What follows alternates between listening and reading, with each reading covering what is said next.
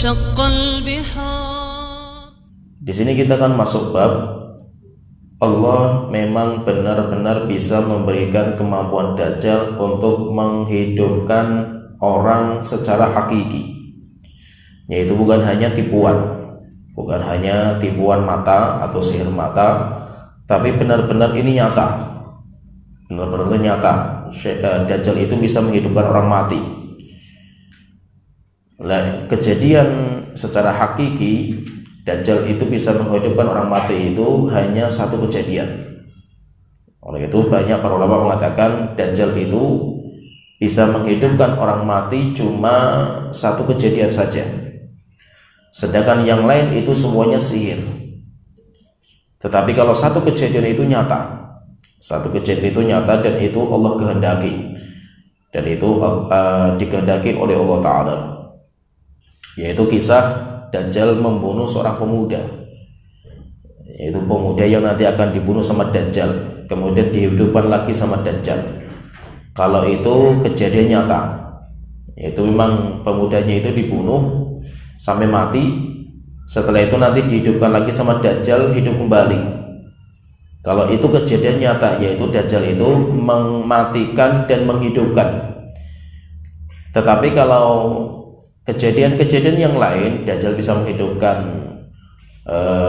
keluarga seseorang, bapaknya, ibunya, anaknya, istrinya, saudaranya yang sudah mati, itu semuanya tipuan, itu hanya sihir mata, syaitan yang menjelma dalam bentuk orang yang mati. Sedangkan kejadian ini, syaitan dengan pemuda itu, ini kejadian yang nyata. Dan pemuda yang dibunuh sama Dajjal itu disebutkan dalam banyak riwayat dan kisahnya terkenal, yaitu nanti ada orang yang paling besar jihadnya di jalan Allah Ta'ala. Orang yang paling besar jihadnya yaitu pemuda ini yang dibunuh sama Dajjal. Hadis pertama dikeluarkan oleh Imam Bukhari, hadis dari Abu Sa'id Al-Khudri radhiyallahu anhu. Qala Rasulullah sallallahu alaihi wasallam, beliau berkata, Rasulullah sallallahu alaihi wasallam beliau bersabda, ya'tid dajjalu wa huwa muharramun alaihi ayyadkhula niqabal madinati. Dajjal itu nanti akan datang ke Madinah, yaitu dia itu berjuang untuk masuk Madinah. Wa huwa muharramun alaihi, padahal Dajjal itu diharamkan bagi Dajjal ayyadkhula niqabal Madinah, untuk bisa masuk ke jalan-jalan masuknya Madinah. Yaitu tidak bisa Dajjal itu masuk Madinah, tapi nanti Dajjal akan mendatangi. Dajjal itu nanti akan datang ke Madinah, berjuang untuk masuk ke dalamnya. Fayanzilu ba'da sibbah allati talil Madinah, maka nanti Dajjal itu akan berhenti di sebuah sibah itu tempat yang kerikil, di situ banyak air becek, jadi tempat kumpulnya air, kerikil di mana di situ banyak air menggenang. Allati talil Madinata, yang ada di sebelah Madinah, berarti itu bukan di Madinah tapi itu sebelah Madinah. Fayakhruju ilaihi yauma idzin rajulun, kemudian nanti akan keluar menuju Dajjal seorang laki-laki. Dari mana ini seorang laki-laki ini? Dari dalam Madinah. Berarti menunjukkan pemuda itu orang Madinah. Pemuda itu orang Madinah. Nanti keluar seorang laki-laki, keluar dari Madinah menuju Dajjal, mendatangi Dajjal, tempat berhentinya Dajjal, karena Dajjal nggak bisa masuk Madinah. Wahwa khairun nas, dan orang itu, laki-laki itu sebaik-baik manusia. Au min khiyarin nas, atau manusia terbaik di antara manusia terbaik.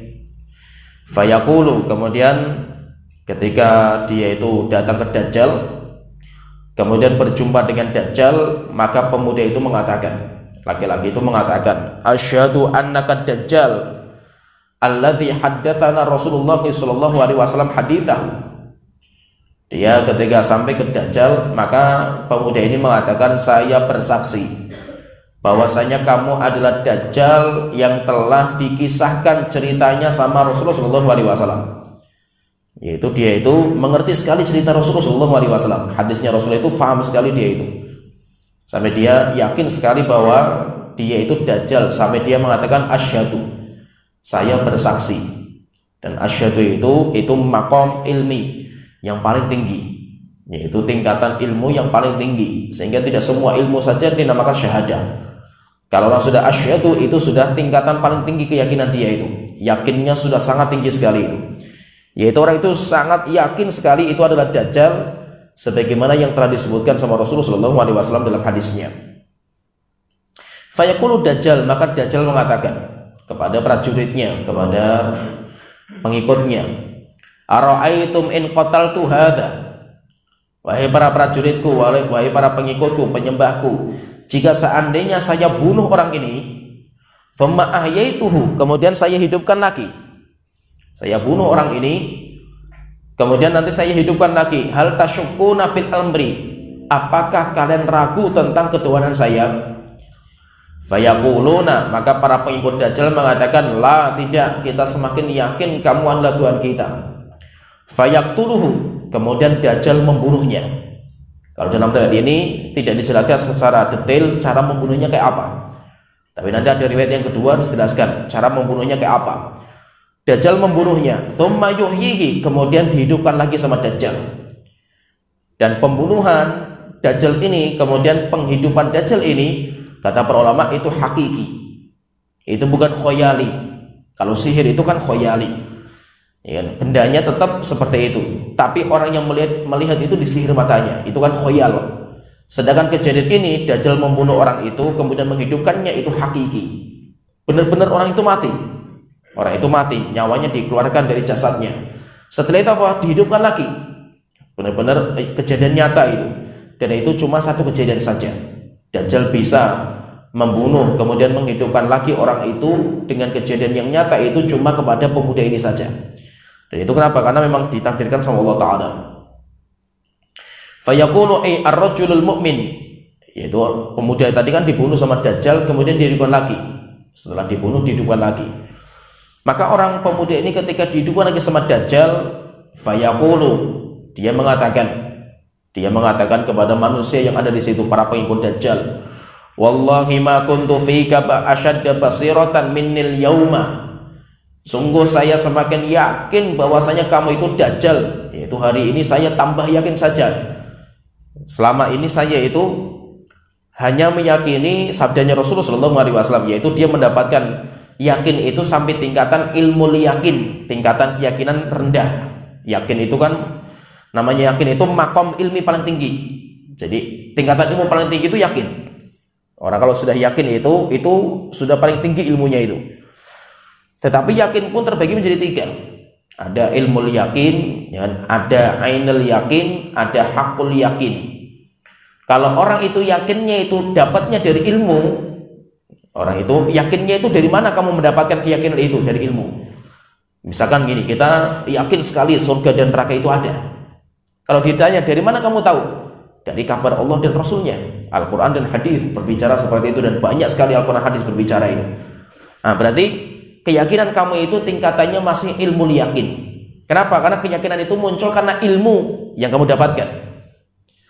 Nanti kalau kita itu melihat surga dan neraka dengan mata kita, melihat langsung dengan mata kita, maka keyakinannya naik lagi, dinamakan dengan ainul yakin, bisa melihat dengan mata langsung. Kalau kita sudah masuk ke surga, menikmati kenikmatan surga, kita pegang, kita rasakan, kita cium baunya dan yang lainnya, maka tingkatannya paling tinggi makom yakinnya dinamakan dengan hakul yakin. Maka itu pemuda tadi mengatakan, saya itu semakin yakin hari ini kamu itu Dajjal. Kalau sebelumnya, yaitu hari ini semakin yakin, yaitu kenapa? Karena sebelumnya itu dia yakin itu Dajjal dari hadis saja. Dia nggak pernah berjumpa, tidak pernah menyentuh Dajjal itu. Tetapi ketika dia itu bisa bersentuhan dengan Dajjal, bisa dibunuh sama Dajjal, kemudian dihidupkan lagi, semakin yakin benarnya sabda Rasulullah SAW. Maka dia mengatakan, wallahi ma kuntu fika, demi Allah saya itu terhadap kamu Dajjal asyadda basiratan minnil yauma, lebih yakin lagi saya itu hari ini daripada sebelumnya. Yaitu saya semakin yakin kamu itu dajjal pendusta. Fayuridu dajjal ayyaqtulahu fala yusallat alaihi. Setelah itu dajjal itu ingin membunuhnya lagi, tetapi dajjal tidak diizinkan untuk membunuhnya. Di sini dilafadzkan dengan lafaz la yusallat, yaitu tidak diizinkan. Dajjal itu tidak diberikan kekuatan. Berarti menunjukkan apa? Kejadian pembunuhan pertama kali kepada pemuda itu diizinkan sama Allah Ta'ala. Sedangkan keinginan dajjal untuk membunuh lagi nggak diizinkan. Maka berarti pembunuhan Dajjal itu membunuh dan Dajjal itu menghidupkan, itu semuanya atas izin Allah Ta'ala. Bukan karena Dajjal itu secara kodrat dia itu bisa menghidupkan dan bisa mematikan. Yang bisa menghidupkan mematikan Allah Ta'ala. Yang bisa hanya Allah Ta'ala. Jika ada Nabi atau yang lain bisa menghidupkan dan mematikan, itu karena izin Allah Ta'ala. Kalau Allah tidak mengizinkan, nggak bisa. Karena itu sifat ketuhanan.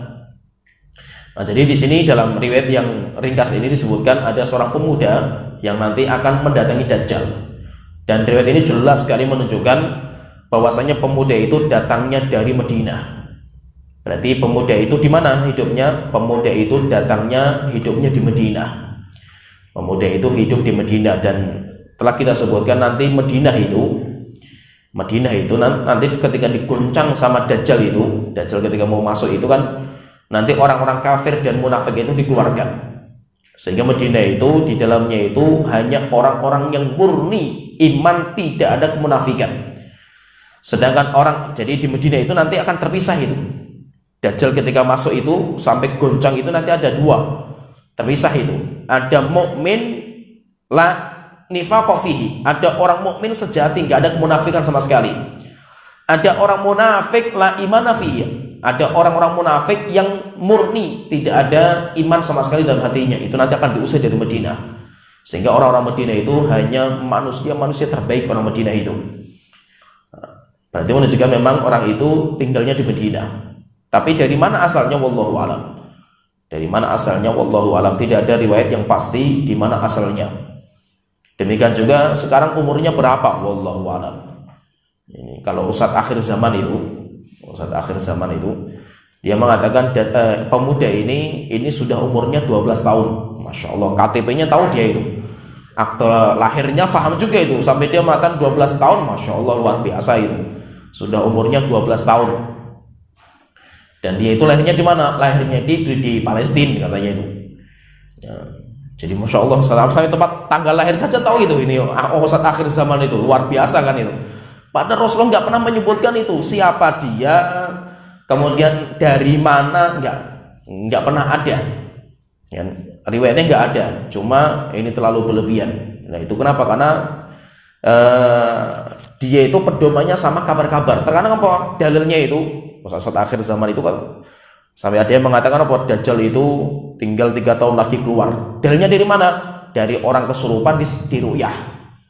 Itu dalilnya itu. Jadi ada orang kesurupan di ru'yah ngomong, oh Dajjal nanti 3 tahun lagi akan keluar itu. Wah ini benar berarti ini kamu ini itu. Ngambilnya dari mana? Dari ucapan syaitan juga itu. Berarti mereka dalilnya syaitan mereka itu. Ustaz akhir zaman dan itu banyak itu.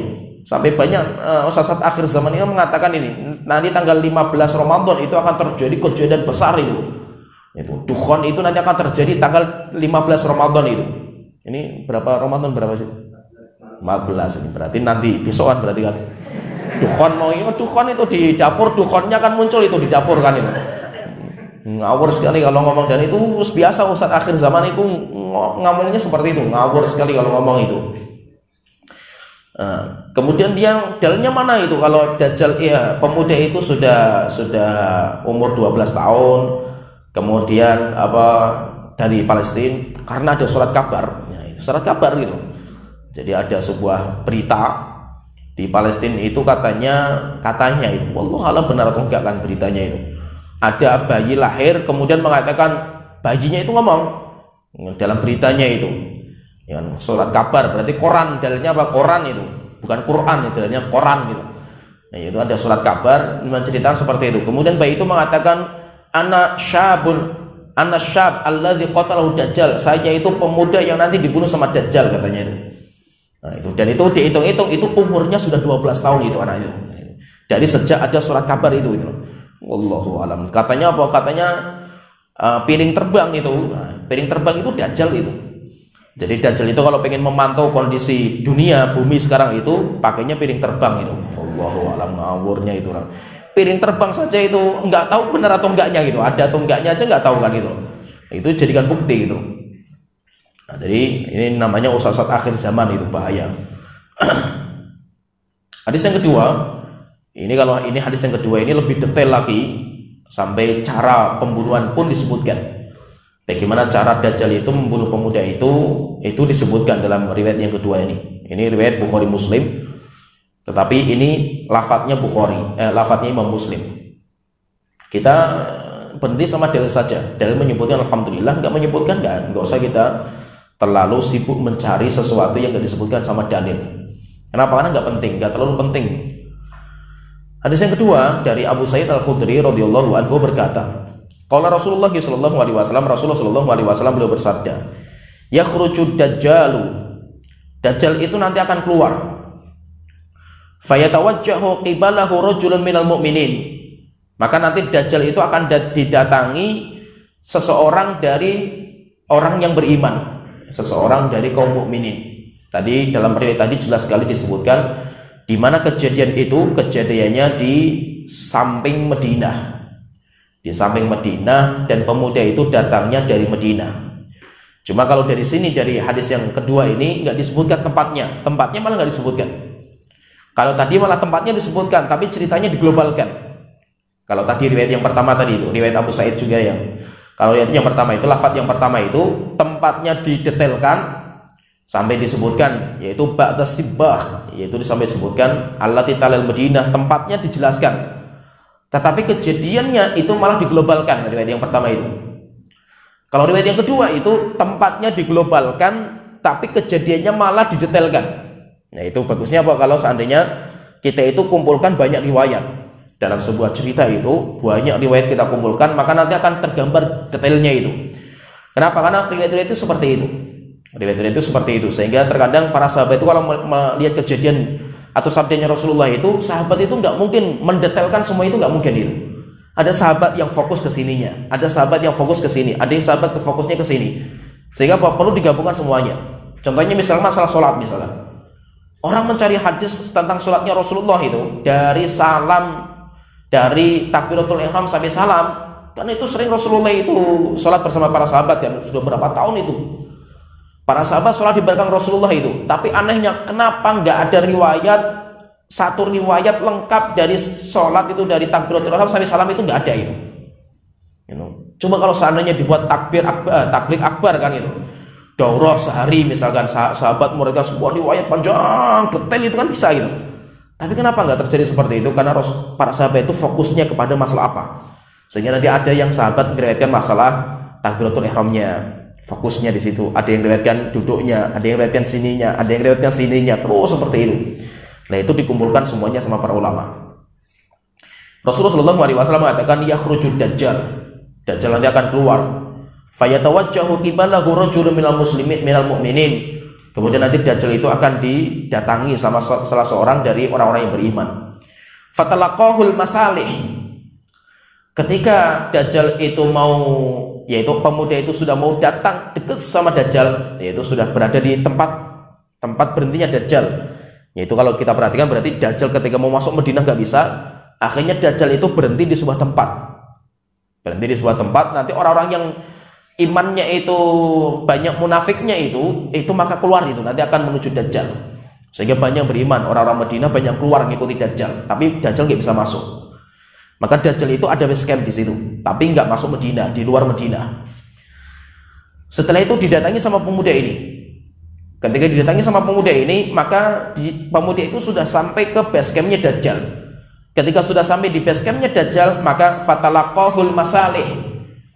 Pemuda itu dicegat sama pengikutnya Dajjal, prajuritnya Dajjal. Masalihud Dajjal, yaitu para prajurit sejatinya Dajjal. Dan prajurit sejatinya Dajjal itu orang-orang Yahudi dari Asbahan yang telah kita sebutkan. mereka itu punya seragam. Mereka itu punya seragam. Maka pemuda itu ditahan sama para prajuritnya Dajjal. Fayaquluna lahu, maka para prajuritnya Dajjal mengatakan, "Aina ta'mid?" Kamu mau kemana? Kamu mau kemana? Fayaqulu, maka pemuda ini mengatakan, "A'midu ila hadzal ladzi kharaja." Saya akan mendatangi orang yang keluar ini. Yaitu saya akan mendatangi orang yang keluar. Fayaquluna lahu, maka prajuritnya Dajjal mengatakan, "Awama tu'minu bi rabbina?" Apakah kamu tidak beriman kepada Tuhan kita? Yaitu maksudnya Dajjal itu Tuhan kita. Itu pemuda itu mengatakan, "Saya akan datang ke Dajjal." Akhirnya ditanya itu, "Apakah kamu nggak beriman Dajjal itu Tuhan kita?" Fayaqulu, maka pemuda itu mengatakan, "Ma bi rabbina khafa."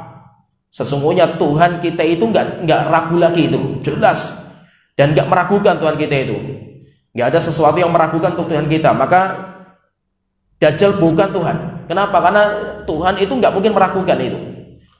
Akhirnya fayaqulun, maka mereka mengatakan, "Uqtuluh." Kalau seperti itu, ayo bunuh saja orang ini, karena dia nggak beriman sama Tuhan kita. Fayaqulu ba'duhum li ba'din, maka sebagian prajurit mengatakan kepada sebagiannya, "Alaysa qad nahakum rabbukum?" Bukankah Tuhan kalian itu, yaitu Dajjal maksudnya, bukankah Tuhan kalian Dajjal itu sudah melarang kalian antaqtulu ahadan dunahu, untuk kalian itu membunuh seorang pun selain Dajjal yang membunuhnya. Yaitu Dajjal itu melarang kepada prajuritnya, jangan bunuh orang sampai dia sendiri akan membunuh. Qala Rasulullah sallallahu alaihi wasallam, maka Rasulullah melanjutkan ceritanya. Fayantaliquna bihi ila Dajjal. Akhirnya pemuda itu ditangkap sama prajurit Dajjal, enggak jadi dibunuh. Setelah itu diseret kepada Dajjal. Falamma ra'ahul mu'min, maka ketika orang yang beriman itu melihat Dajjal, karena dibawa sama prajurit, qala, maka dia mengatakan, "Ya ayyuhan nas, wahai manusia." Yaitu para pengikut Dajjal di situ banyak mengikuti Dajjal itu. Maka pemuda itu pengen membongkar kedoknya Dajjal itu. Dan dia mengatakan kepada manusia. Berarti apa? Berarti dia itu pengen berdakwah. Dia itu pengen berdakwah, pengen menyelamatkan orang-orang yang tertipu dengan Dajjal.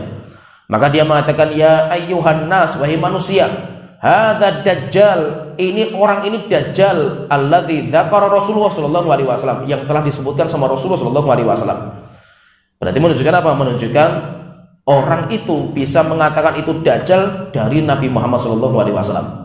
Menunjukkan apa? Menunjukkan orang yang selamat dari Dajjal itu orang yang dia itu senantiasa mempelajari hadis. Orang yang terus mempelajari hadis sampai faham hadis dia itu. Kalau dia itu nggak belajar hadis, nggak mungkin dia itu sampai mengatakan alladzi dzakara Rasulullah, yang telah disebut sama Rasulullah sallallahu alaihi wasallam. Dia faham sekali itu Dajjal yang disebut sama Rasulullah. Kenapa? Karena orang itu pasti baca hadisnya. Kalau nggak baca hadisnya nggak mungkin bisa dia itu. Nah, berarti di antara tanda atau cara kita itu bisa selamat di akhir zaman itu, kita itu belajar agama. Belajar agama yang benar, yaitu belajar Al-Quran dan hadis. Di akhir zaman itu benteng fitnah dari Dajjal. Akhirnya dia mengatakan, "Wahai manusia, ini adalah Dajjal yang telah disebut sama Rasulullah sallallahu alaihi wasallam." Qala Rasulullah sallallahu alaihi wasallam, maka Rasulullah melanjutkan, "Fayamuru Dajjalu bihi fayushabbah." Akhirnya Dajjal itu memerintahkan kepada prajuritnya untuk membelah orang ini. Jadi disigar jasadnya itu. Jasadnya itu dibelah. Yaitu intinya ini mau dibunuh. Jadi Dajjal memerintahkan pemuda itu untuk dibunuh. Dajjal itu memerintahkan untuk dibunuh. Dan cara pembunuhannya itu kalau kita sebutkan itu, cara membunuhnya itu 2 kali Dajjal itu. Dajjal itu 2 kali membunuhnya. Bunuh, kemudian dihidupkan, kemudian bunuh lagi, kemudian dihidupkan. Yang pertama, ketika diperintahkan untuk dibunuh, dipecah jasadnya orang itu, akhirnya fayaqulu khudhuh. Dajjal mengatakan kepada prajuritnya, ambil orang itu, wasyajjuh, kemudian pukul orang itu, fayuwassa' dhahruhu wa batnuhu, dan pisahkan antara dada dan badan dan perutnya. Itu pisahkan antara dada dan perutnya, dorban, dengan pukulan. Akhirnya apa? Akhirnya dipecah itu, jasadnya itu dipecah sama prajurit Dajjal, dipukul, kemudian dipecah sampai akhirnya dipisahkan antara dada dan perutnya. Jadi antara perut dan dadanya itu dipisahkan, berarti perutnya itu dipecah. Setelah itu apa? Dihidupkan lagi sama Dajjal. Fayaqulu, kemudian Dajjal mengatakan, awama tu'minu bihi, kamu sekarang beriman enggak saya itu Tuhan kamu? Kamu tadi saya bunuh itu. Setelah itu apa? Kamu saya hidupkan, saya kembalikan jasad kamu itu. Kamu sekarang beriman enggak? Fayaqulu, maka pemuda itu mengatakan, antal masihud Dajjal. Kamu itu memang masihud Dajjal, kamu itu asli benar, semakin yakin saya itu. Fayu'maru bihi fayunsharu bil minshar. Setelah itu Dajjal memerintahkan kepada prajuritnya untuk menggergaji. Digergaji ini yang kedua. Kalau tadi kan dipecah jasadnya itu, dipecah sampai akhirnya terpecah itu antara dada dan perutnya. Setelah itu yang kedua, Dajjal itu memerintahkan untuk menggergaji jasadnya itu. Fayunsharu bil mi'syari min mafraqihi hatta yufarraq baina rijlaihi. Digergaji akhirnya pemuda itu dari mafraq. Mafraq telah kita sebutkan, mafraq itu kepala. Jadi dari batas kepala sini, mafraq ra'sih itu ini. Jadi dari sini dibelah sampai kakinya, ya, sampai kakinya menjadi dua belahan. Yaitu orangnya itu sampai terbelah menjadi dua belahan. Hatta yufarraq bainar rijlain, sampai kakinya pun dibelah juga ya. Yaitu belahannya itu sampai ke kakinya. Qala Rasulullah, kemudian Rasulullah mengatakan, "Tsumma yamshid Dajjal baina qita'ataini." Setelah itu Dajjal itu berjalan-jalan di tengah potongan jasadnya orang itu. Jadi ini jasad sudah dipotong, ini di kiri, kanan, jasad itu, Dajjal itu, ini dua jasad ini, Dajjal itu jalan di tengah-tengahnya. Kemudian setelah itu Dajjal mengatakan, "Tsumma yaqulu lahu." Kemudian Dajjal mengatakan, "Qum, wahai pemuda, berdiri kamu sekarang itu."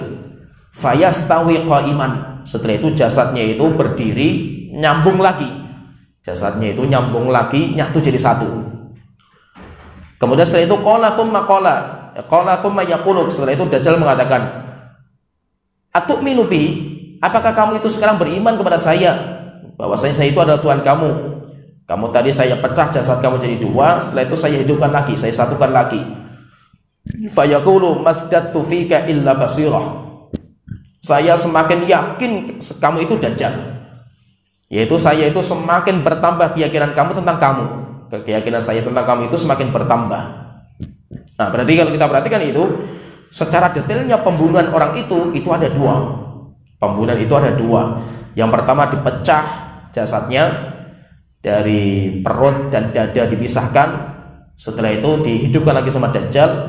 Kemudian yang kedua digergaji, disigar jasadnya itu. Setelah itu dikembalikan lagi sama Dajjal. Thumma yaqulu. Setelah itu Rasulullah SAW melanjutkan ceritanya. Qala thumma yaqulu. Kemudian pemuda itu mengatakan setelah hidup, kemudian disuruh beriman sama Dajjal, dia mengatakan, enggak, saya semakin yakin kamu itu Dajjal. Akhirnya pemuda itu mengatakan, ya ayyuhan nas, wahai manusia, innahu la yaf'alu ba'di bi ahadin minan nas. Sungguh setelah ini Dajjal enggak bisa lagi berbuat apa-apa. Yaitu setelah ini tidak mungkin Dajjal itu bisa membunuh orang kemudian menghidupkan, enggak bisa. Tidak bisa, berarti dia itu satu-satunya orang yang dibunuh sama Dajjal dan dihidupkan lagi.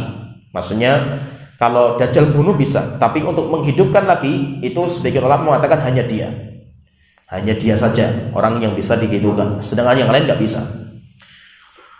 Qala Rasulullah SAW, maka Rasulullah SAW melanjutkan ceritanya. Fayakhudhuhu Dajjal liyadbahahu.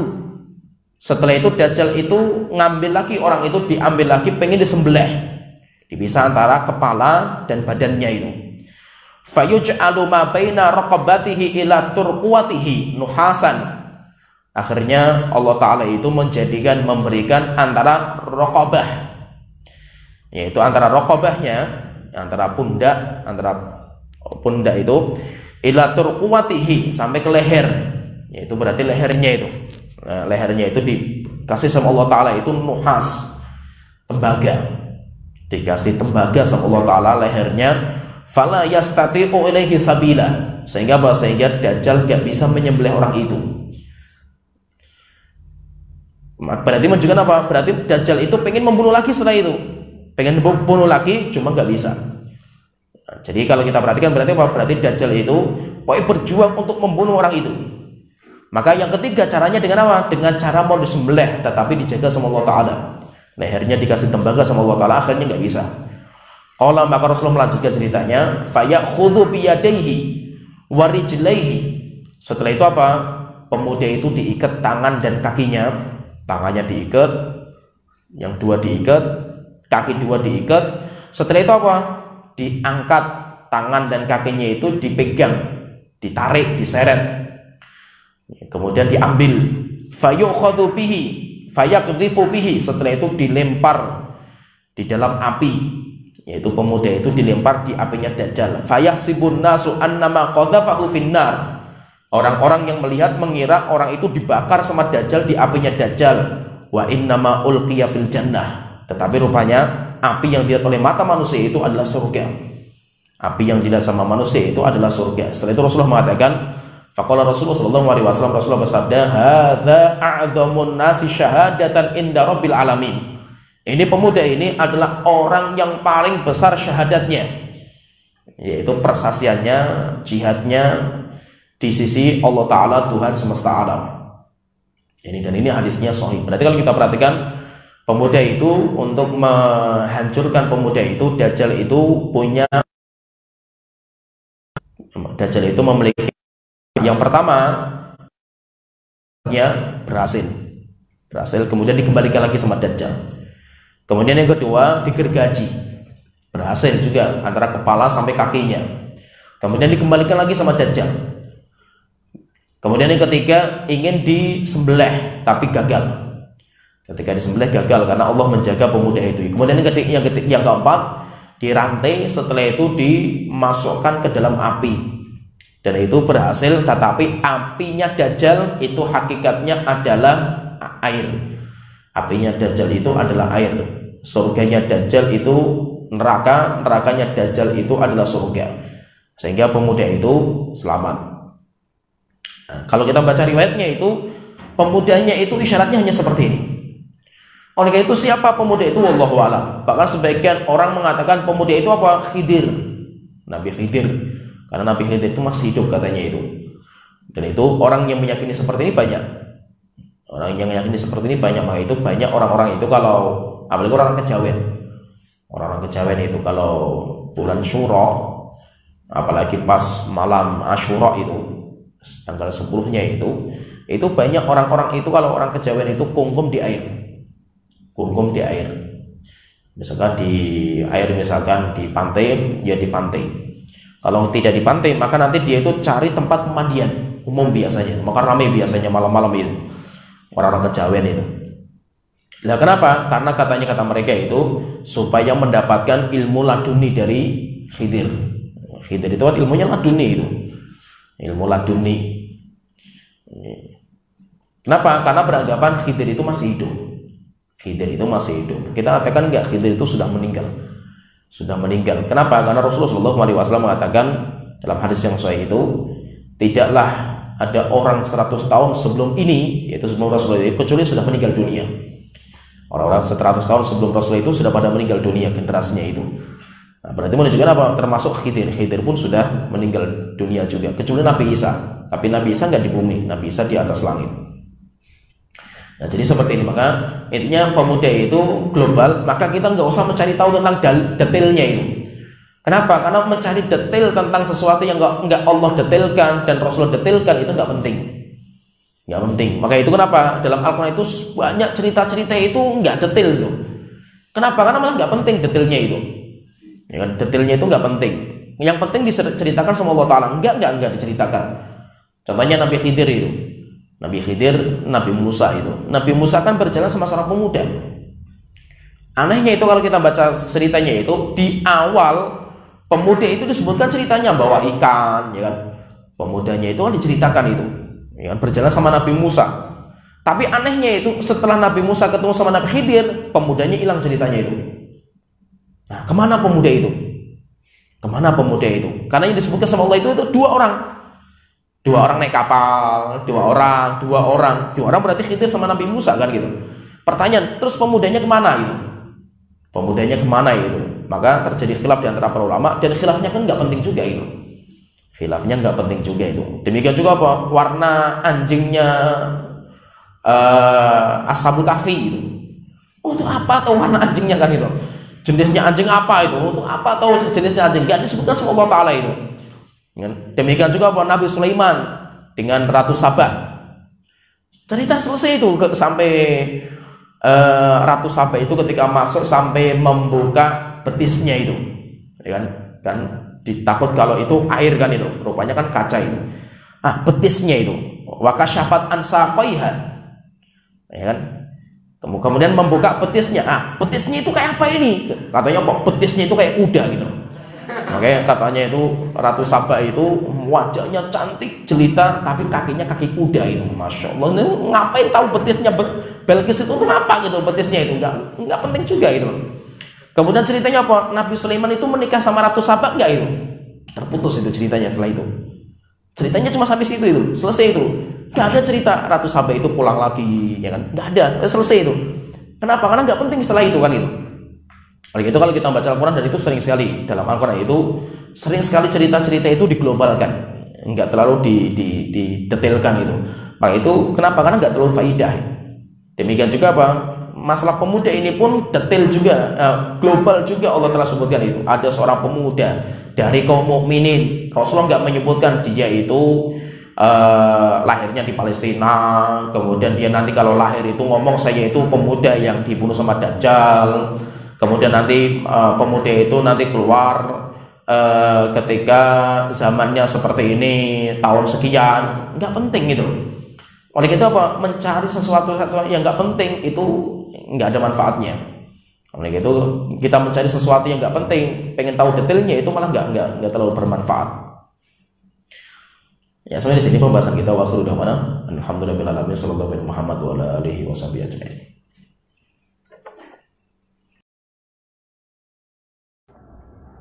Yuk salurkan donasi Anda untuk Pondok Pesantren Darussalam ke nomor rekening ini. Syukron jazakumullahu khairan.